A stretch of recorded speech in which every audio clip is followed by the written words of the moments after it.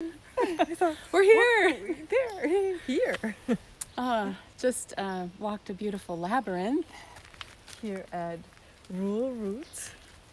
in Wyerton, Ontario. It's a magical place. If you're looking for an time in the woods and beautiful nature and magical worlds, this is the place to be. Yes.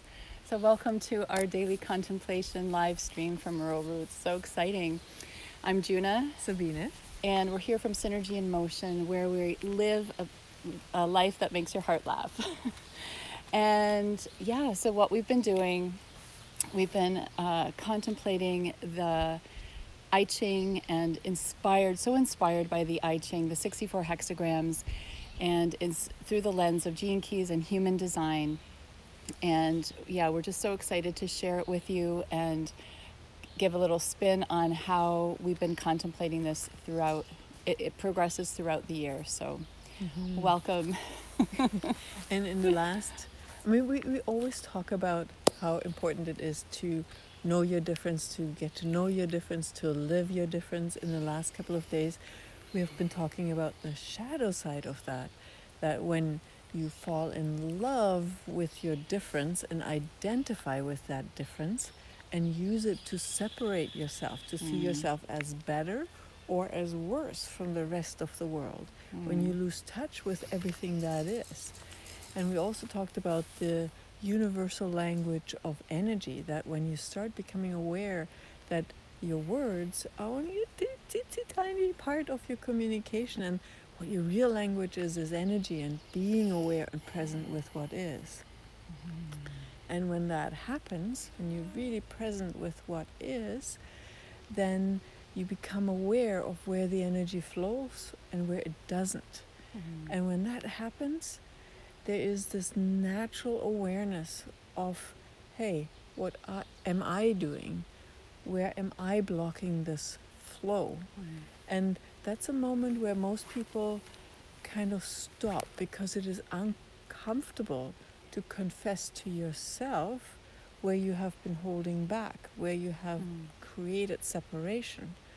So for me, for example, I have stayed in way too many relationships too long because I was scared that I would hurt the other person. I was comfortable in the relationship. I wasn't happy, but comfortable, all of that. And with that, I just stayed too long, right? And it takes guts to commit and to myself and confess to myself, hey, this is actually not working for me. Yeah. So, or another example is that I watched this cow play with a ball, and I used to love to eat meat, but when I saw this cow play with this ball, I became aware of how this is a sentient being. Why would I eat it if I don't have to? And that discomfort of loving meat, but also being aware I don't have to, and just, no, I'm not going to eat any meat anymore. And that was just for me a very important point of realizing, wow, I can, but I don't have to. Yeah, and it's not about judging what works and what doesn't. That by no means is. It's not like confessing to the church or to God or whatever that you're so bad and you have to get better. It's just really taking stock, taking a moment to self-reflect. I think there's a. Can they see the mosquito on the? No, I don't think the you lens. can see. There's a mosquito flying, right? So it's not about the judgment. It's about just noticing, okay, so yeah, I might have messed up there. That affected other people. It affects me. Where can I just self-reflect and, not do that again, or just being more aware. And it's also not just because I chose not to eat meat doesn't mean that is correct for you and that it works for you. That's the beauty. Again, we have the diversity, and each and every one needs to be aware of the flow and how you create that flow for you. And what's living true to you. Not because of this person does it, that person does it, and you look up to them, or you don't look up to them, so you're not going to do, or you're going to do that because you don't look up to them. that's why true confessions really start from within. To be brave, to confess to yourself that this isn't working for you. Most people that I've worked with think that when they start confessing it to themselves, they have to do something about it immediately. There's actually this whole process where you, first of all, confess to yourself, hey, this isn't working, or I really would like more of that, or this is really working for me. And then you can be with that, be with it in the pause, contemplate it, allow the world to be with you. You're not separate.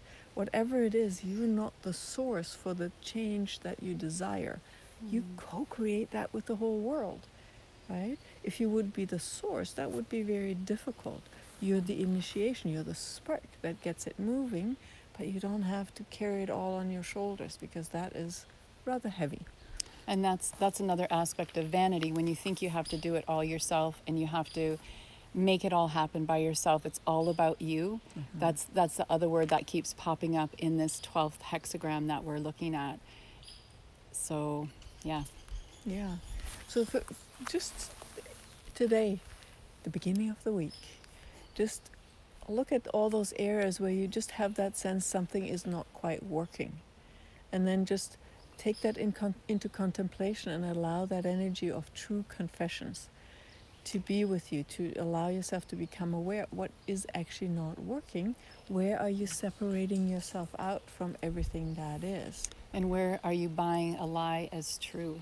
Like, we lie to ourselves so much about, no, really, this is who I am. This is who I am. The persona and the stuff that I want you to see is truly who I am. And then we're so good at BSing ourselves that we believe our own story about it. So yes, you are that, but you are so much more than that. So just look at, it's having some courage to look at where you've lied to yourself about yourself, and pretended that everything is okay, everything is working, right? All the people pleasers out there. It's actually, you know what? As soon as you leave the and out, when you come to this is who I am, and there is no and, right? When you just become that, right? And then, so I'm this and I'm that, and so are Exactly. everybody else. So yeah, they're a liar, but they're also truth tellers, and they're also change makers, and they're all of it, because we're all of these different aspects at different times, in different shades, in different ways. So it is really, have the courage to look at where you've been lying to yourself. Vanity is all about that lie, and creating a veneer and an exterior that is a lie. So, and that true confession really lifts you out of that lie. it's the beginning. It starts lifting you out of that lie and leads you into the purity of love and you. So yeah, let's look at that beautiful labyrinth. So take a walk on the labyrinth, go inside of yourself today and just have a look, get naked from a soul perspective, and just have a look and see all the beauty inside of you, and let this nature, let these trees, let the sunshine inspire your contemplation today. And with that enormous beauty, just allow that shadow to arise, and remember, it's only 10% of you. 90% is this gorgeous, magnificent expression of life that flows through all of us. Yeah, don't focus on the 10%, focus on the and let the 10% just wash out. Yes, with the power of this beauty. So thank you for joining us, and we're going to be here a couple more days, so we'll see Film you from different spots. Yes. Enjoy the day, and we'll see you tomorrow, same time, same place. Synergy in motion. And remember, you are creating a whole new world today. Bye. Bye.